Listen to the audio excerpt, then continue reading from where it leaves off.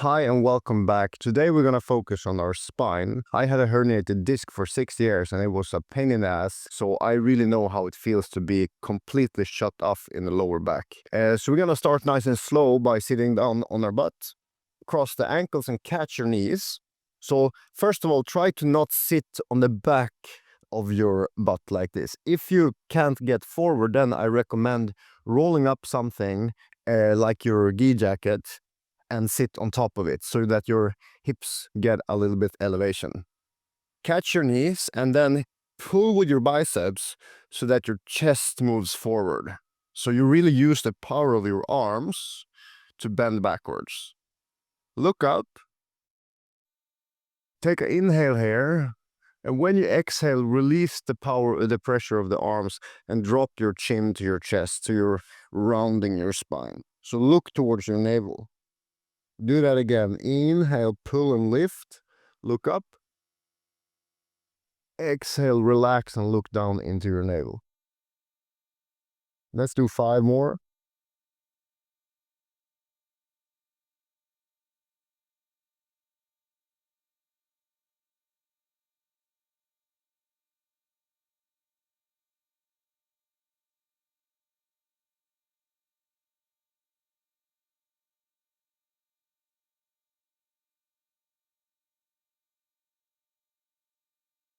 Two more.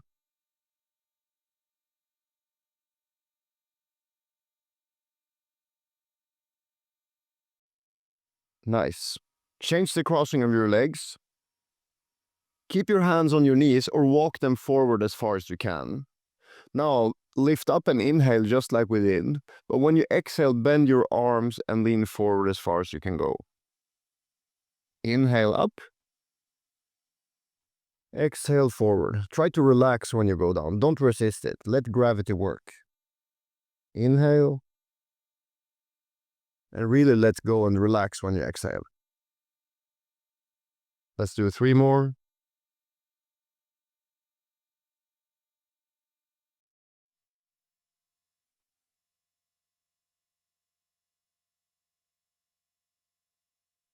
And last one.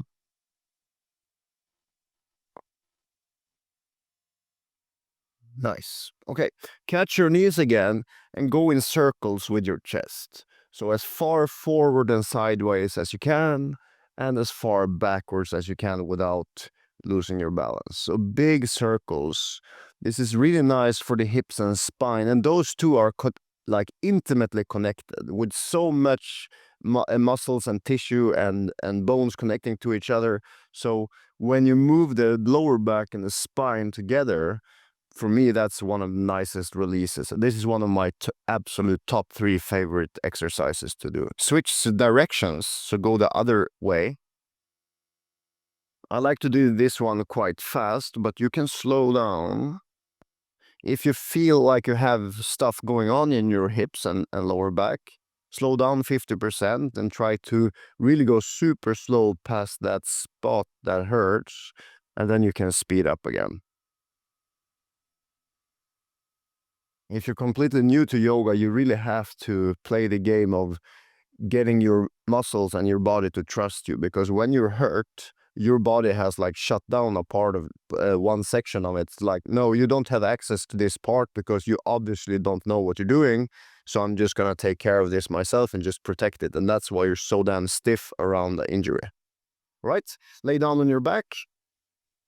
Arms out to the side, bend your knees, and go with knees from side to side. Press the back of your head down. So this might feel like a core exercise, but this is more just to get more mobility in the lower back. And with bent knees, it's not that hard. So you get a lot of movement in the lower back without putting any pressure there. Do a couple more from side to side. And then stop with the knees over to the left. It's completely okay if both knees doesn't go all the way down. What I like to do here is like beach pose. Place my hands behind my head and just try to breathe into the right side, the side that are facing the ceiling. So never mind if the knees are not touching the floor, just try to relax them.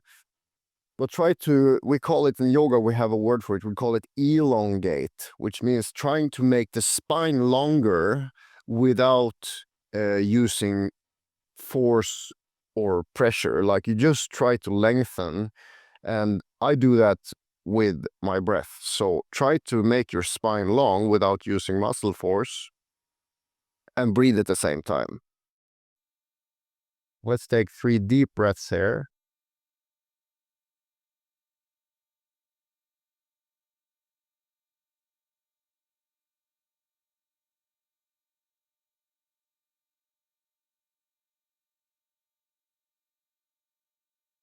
Get back to center, arms out to the side again. Try with straight legs this time and only go to 45 degrees so you can feel your core activating. And if you can go deeper, you can go all the way down and bend your knees at the bottom and then straighten when you go up. So we're still working the mobility in the lower back, but we're also engaging all the muscles around our spine and our belly. So core muscles all through your waist girdle are being activated. And when you activate a muscle, it's much easier to stretch it later. Couple of times from side to side. And then stop with your legs over to the right. Doesn't matter if both knees are not touching the floor. You can do beach pose again. Just take 5 breaths into your left side.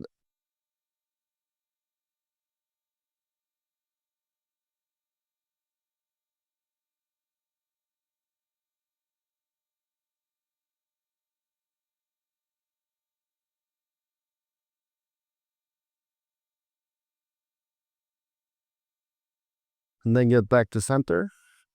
Hug your knees close to your belly, catch your hamstrings, and then use your heels to rock yourself up and down. So you're kicking with your legs to roll on your spine. If you feel like interlacing your fingers or touching a wrist, you can do that. Just try to roll up and down in smooth rolls. This was the exercise that sold me to yoga. I didn't really believe in yoga when I started, but when I did this one for 5 minutes, this was the first time in years that I could feel the mobility of my lower back increasing. So just rolling on your spine might seem like no big deal, but for me, it absolutely was a huge deal.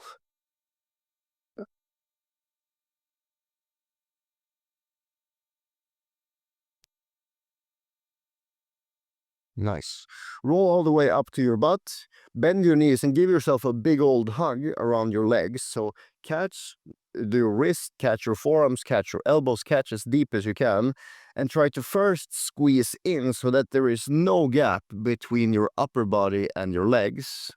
And then drop your head and slide your legs forward, but not so much that you lose the connection with your chest to your knees. Drop your head, and your goal here is not hamstring flexibility. Your goal is to relax your spine and try to slide into the pose when it happens naturally. Don't push your feet straight. Don't push your feet away. Relax your neck, relax your lower back, and relax your arms.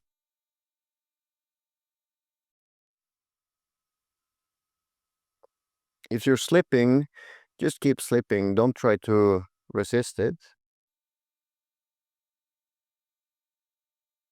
You can help relaxing your lower back by breathing deeply, deeply, deeply, as far down in your lungs as you can.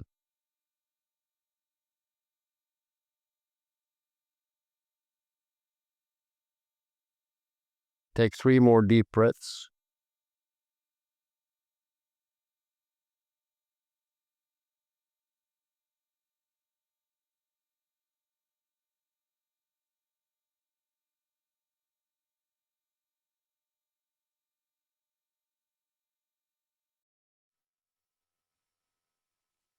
All right.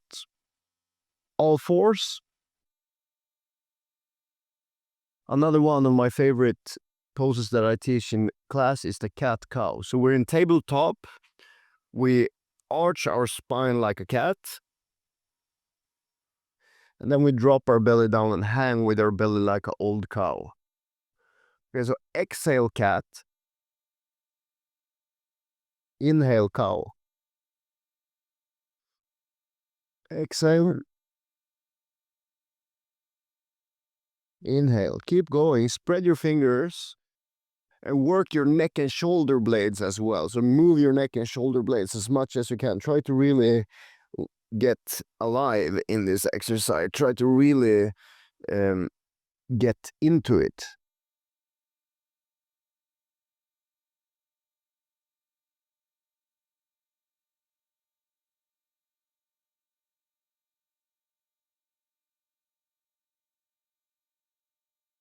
Two more.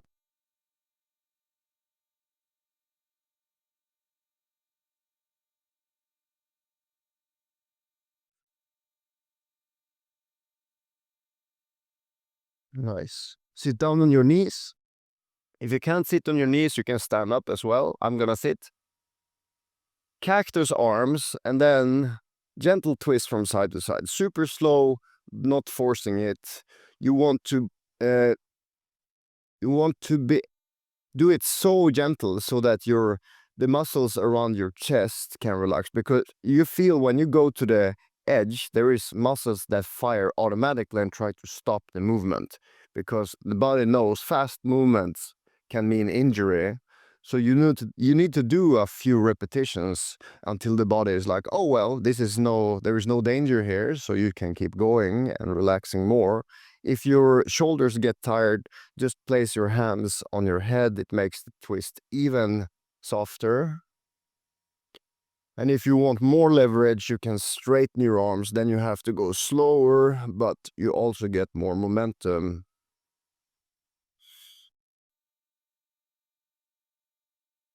Stop in center, place one hand down in the ground. Actually, let's sit down on our butt, cross our ankles, and then go from side to side like this, just stretching your whole side body, because this is one of the most underrated stretches. When you stretch your side from your armpit to your hips, this is the muscles that I think for guys, strong guys, this is one of the most limiting areas of our body that are so undervalued to stretch. Side stretches are hard because it's hard to breathe when you go deep into it. But when you start relaxing these ones, you feel so much better when you start rolling.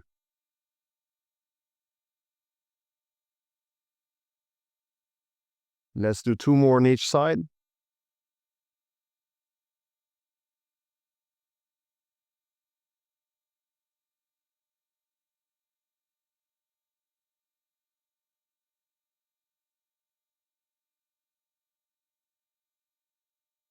Nice. Sit down on your butt.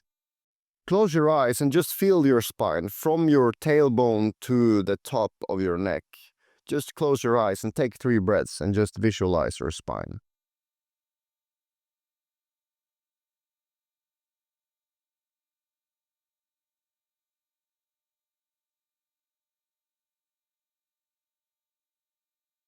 Feels good, doesn't it? Us.